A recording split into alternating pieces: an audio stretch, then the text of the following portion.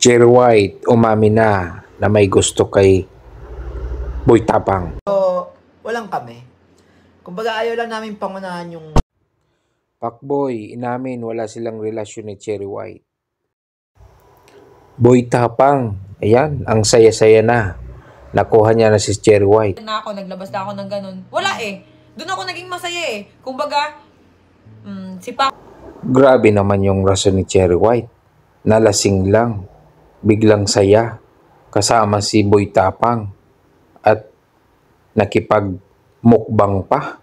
Nako, parang mali. Ito na.